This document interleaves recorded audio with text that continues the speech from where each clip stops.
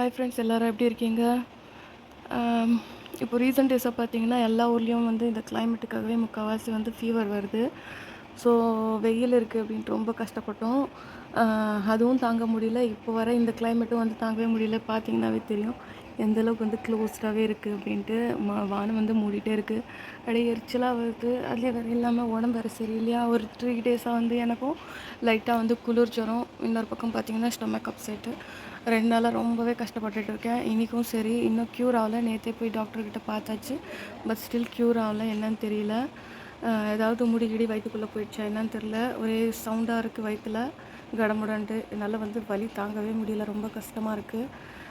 முதல்லாம் பார்த்திங்கன்னா பாட்டி வைத்தியம் போல் வந்து எங்கள் பாட்டி இருக்கும்போது சொல்லுவாங்க, நெல் இருக்குல்ல, அது ஒரு 3 நெல் வந்து வாஷ் பண்ணி அப்படியே தண்ணி அதே டேப்லெட் போடுற மாதிரி சாப்பிட்டோம் அப்படின்னா உடனே கேட்கும். அந்த மாதிரி நான் நிறைய தடவை வந்து ட்ரை பண்ணியிருக்கேன்.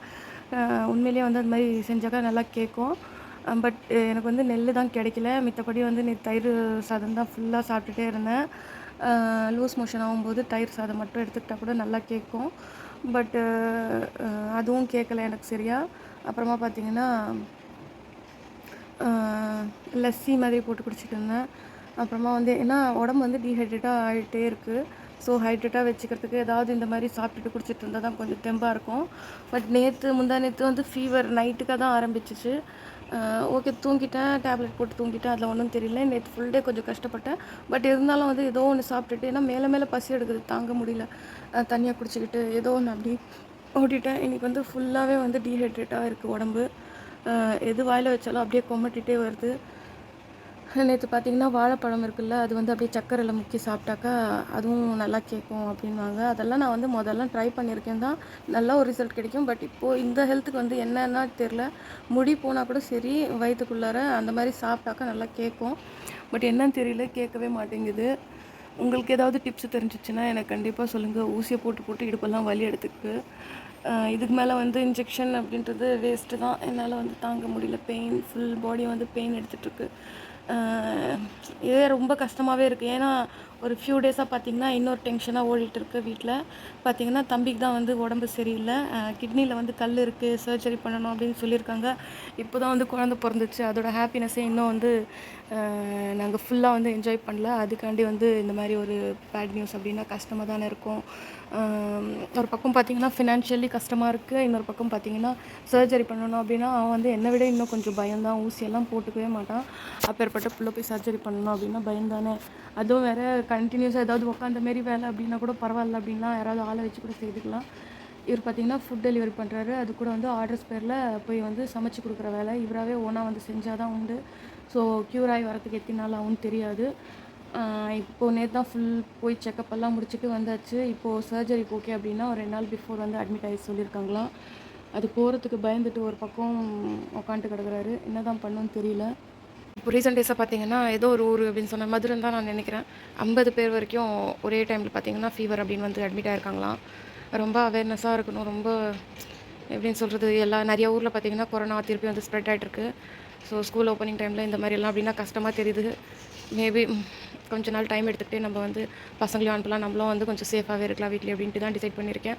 எல்லோரும் அப்படியே வந்து முடிஞ்ச அளவுக்கு சேஃபாக இருங்க. இப்போ பார்த்திங்கன்னா தம்பியோட ஒய்ஃபுக்கும் அதே மாதிரியே தான் வந்து ஃபீவராக இருக்குது. அது கூட போய் செக் பண்ணதுக்கு ரத்தமும் ரொம்ப கம்மியாக இருக்குது அப்படின்னு சொல்லியிருக்காங்க. ஸோ ஓகே, இப்போ பார்த்திங்கன்னா நான் ஜீரா வாட்டர் தான் வந்து போட்டு வந்திருக்கேன். ஏன்னா நேற்று ஃபுல் டே பார்த்திங்கன்னா ஒரு 2 to 3 டைம் அது குடித்தேன். கொஞ்சம் எனக்கு குடிக்கிற வரைக்கும் கொஞ்சம் நல்லா ஃபீல் ஆச்சு. இப்போ வந்து ஜீரா வாட்டர் தான் வந்து போட்டு வந்திருக்கேன். ஏன்னா ரொம்ப டயர்டாக ஃபீல் ஆகுது. எனக்கு உடம்பு ரொம்ப வீக்காக இருக்கிற மாதிரி இருக்குது. அதனாலே வந்து ஜீரா வாட்டர் நம்ம குடித்தா கொஞ்சம் கேட்கும் அப்படின்னு. நைட்டு பார்த்திங்கன்னா செம்ம இடி மழை, அந்தளவுக்கு வந்து பெய்யல, தூரல் போட்டே தான் இருந்துச்சு. இந்த மழைக்காக துணியும் காயாமல் 2 நாளாக போட்ட துணி போட்ட மாதிரியே தான் இருந்துச்சு. நைட்டு பார்த்திங்கன்னா நல்லா தூக்கம் வந்துருச்சு. டயர்ட்னஸ்க்கு நல்லா தூங்க ஆரம்பிச்சிட்டேன்.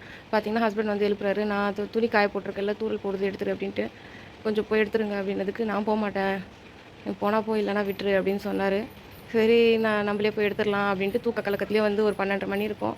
வந்து எடுக்க போனாக்கா பார்த்தாக்கா ஃபுல்லாக துணியெல்லாம் வந்து எடுத்துன்னு போய் ரூமில் போட்டு வச்சுருக்காரு. அதுக்கு ஏன் நம்மளையும் எழுப்பிட்டு டயர்ட் பண்ணுறாரு அப்படின்னு தான் தெரியல. ஏன்னா ஒன்ஸ் நான் எந்திச்சேன்னா அப்புறமா தூங்கவே மாட்டேன். அது எந்திச்ச துண்டி தான் அப்புறமா 2:30 மணிக்கு தான் தூக்கமே வந்துருச்சு.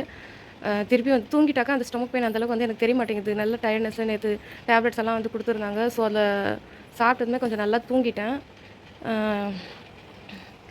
அதுக்கு அடுத்தது பார்த்தீங்கன்னா, அது எந்திச்சது தான் திருப்பி வந்து தூக்கமே வரல. ஆனா என்னை பொறுத்த வரைக்கும் லேடீஸ் எவ்வளவோ மேலு. ஆம்பளைங்க வந்து எப்படி சொல்றது? ஏன்னா லேடீஸ் வீட்ல இருந்தா கூட சரி, வீட்டு வேலை அப்படின்னா கூட இன்னைக்கு முடியலையா நாளைக்கு கூட செஞ்சுக்கலாம். இல்லைன்னா ஆள் வந்தா கூட செஞ்சுக்கலாம். இல்லைன்னா சாப்பாடா ஹோட்டல்ல கூட ஒரு 2 வேளைக்கு தர வச்சு சாப்பிட்டுக்கலாம் அப்படின்ட்டு கூட இருந்துக்கலாம். பட் ஆம்பளைங்களுக்கு வந்து அவங்க வேலை அவங்களே தான் செஞ்சாகணும். அப்போ தான் வந்து காசு அந்த மாரி தான் இருக்கு. பாவம் தானே! கஷ்டமா இருக்கு. இப்போ என் பிரதரும் அதே தான் நெனச்சு கஷ்டப்படுறாரு பாவம். ஏன்னா க்யூர் ஆகி வரதுக்கு எத்தனை நாள் ஆகும்? ஏன்னா டெய்லி கூலி தானே! அப்படி போகும்போது டெய்லி நம்ம போய் வேலை செஞ்சா மட்டும் தான் நம்ம கையில காசு அப்படின்ற பட்சத்தில, இப்போ பார்த்தீங்கன்னா, ஃபுட் டெலிவரி பண்ணுறதெல்லாம் அப்படியே கன்டினியூஸா அதே தான் பண்ணிட்டுருக்காரு. இது வந்து ஒரு சைடு பிஸ்னஸா இப்போ குக்கிங் வந்து பார்த்தீங்கன்னா, சைடு பிஸ்னஸா ஆயிடுச்சு. இப்போ தான் ஒரு இடத்துல வந்து இந்த மாரி சாப்பாடு செஞ்சு குடுக்கறதுக்கு மீன்ஸ் சாப்பாடு செஞ்சு குடுக்கறது கிடையாது. ஹோட்டல்ல வந்து வேலை கிடைச்சது. ஒரு 2 நாள் தான் போனாரு. அதுக்குள்ளார பெயின் இருக்கு அப்படின்னு வந்தவர் தான். இப்போ வரைக்கும் சுத்தமாவே அவரால கொஞ்சம் கூட நகரவே முடியல. அந்த அளவுக்கு வந்து பெயினு. ஏதோ சின்ன புள்ள துடிக்கிற மாரி துடிக்கிறான். கஷ்டமா இருக்கு பார்க்கும்போதே. ரொம்ப வந்து ஃபுட்டெல்லாம் வந்து ரொம்ப கவனம் பண்ணணும். ஏன்னா, அவன் வந்து எப்படின்னா, ஒரு நாளைக்கு ஒரு மீல் அந்த மாரி தான் வந்து சாப்பிடுவான். அதுவும் வந்து ஹெல்த்தியா அப்படின்னு கிடையாது. ஏதோ ஒண்ணு நூடுல்ஸ் கிடைச்சதா நூடுல்ஸ் செஞ்சு சாப்பிட்டுக்கிறது. இல்லைனா வெளில போனாலும் எது கிடைக்குதோ அது. அந்த மாரி ஹேபிட் தான். ப்ராப்பரா ஒரு மீல் அப்படின்ட்டு ஒரு நாளைக்கு எடுத்துக்கிறது கூட கஷ்டம் தான். அந்த மாரி அவருடைய ஒர்க்கு. ஸோ சாப்பிட்லாம் அப்படின்னு நெனச்சாக்கா கண்டிப்பா சாப்பிட்லாம். அவர் வந்து ஒரு ஃப்ரூட் சாப்பிட மாட்டாரு. ஒரு ஹெல்த்தியா ஒரு கீரையா எதுவுமே வந்து அவர் எடுத்துக்கவே மாட்டார். எல்லாத்தையும் சேர்த்து வச்சுட்டு தான் இப்போ காமிக்குது. ஸோ நம்ம உடம்பு எவ்வளோ நம்மளால முடியுமோ அவ்வளோ பத்திரமா பார்த்துக்கணும். இந்த காலத்தில பார்த்தீங்கன்னா, கோல்ட விட ரொம்ப வேல்யூ நம்மளோட ஹெல்த் தான். ஏன்னா, அது பர்ஃபெக்ட்டா இருந்துச்சுனாவே போதும். நம்ம எவ்வளோ வேணாலும் சாதிக்கலாம். நம்ம உடம்பே சரியில்ல அப்படின்னா என்ன பண்ணி என்ன பிரயோஜனம்? நம்ப ஒரு கட்டத்தில பார்த்தீங்கன்னா, உடம்பு முடியல அப்படின்னா மொத நம்மளுக்கு ஞாபகம் வருது. பிஃபோர் மேரேஜ் எல்லாம் அந்த மாரி கிடையாது. உடம்பு முடியல அப்படின்னாலும் எந்திச்சு துரு துருன்னு வேலை செய்றது எல்லாமே வந்து அத்துப்படியாட்டம் இருக்கும். இப்போ ஹார்மோன் சேஞ்சஸ்ல என்னன்னு நெனைக்கிறேன், இப்போ வந்து கொஞ்சம் ஏதாவது அப்படின்னா கூட நம்மளால தாங்கிக்கிற அளவுக்கு வந்து சத்தே இல்ல. ஞாபகத்து வர்றது பசங்க முகம் தான். பிள்ளைங்க இருக்குதே அப்படின்ட்டு அந்த பயத்திலேயே நம்மளால வந்து க்யூர் பண்ணணும் அப்படின்ற ஒரு நெனப்பு வந்துரும். மித்தபடி ரொம்ப வருஷம் இருக்கணும் அப்படின்ற ஒரு நெனப்பெல்லாம் கிடையாது. பசங்களுக்காக அவங்களுக்கு ஒரு நல்லது கெட்டது நம்ம செஞ்சுட்டோம் அப்படின்னா, அதோட நம்மளுக்கு வந்து கொஞ்சம் ரிலாக்ஸ் ஆயிடுவோம் நம்ப. ஓகே, மேபி நான் போய் என்னோட ஜீரோ வாட்டர் வந்து கன்டின்யூ பண்றேன். என்னோட பிரதருக்காக வந்து கொஞ்சம் ப்ரே பண்ணுங்க. என்னோட ஜீரா வாட்டர் ரெடி ஆயிடுச்சு. செம்ம சூடா இருக்கு. நான் கொஞ்ச நேரம் ஆறட்டும். திருப்பி குடிக்கலாம். ஓகே ஃப்ரெண்ட்ஸ், பாய். என்னோட சேனல் வந்து பிடிச்சிருச்சுன்னா கண்டிப்பாக வந்து லைக் பண்ணுங்கள், சப்ஸ்கிரைப் பண்ணுங்கள், சப்போர்ட் பண்ணுங்கள் ப்ளீஸ். முக்கியமானது எல்லாருமே வந்து எனக்காகவும் என்னோட தம்பிக்காகவும் மீன்ஸ் நிறைய பேர் ரொம்ப கஷ்டப்படுறாங்க. இந்த கிளைமேட்டுக்கு அது உடம்பு முடியாத அவங்களுக்காகவும் ப்ரே பண்ணுங்கள். ஓகே ஃப்ரெண்ட்ஸ், பாய்.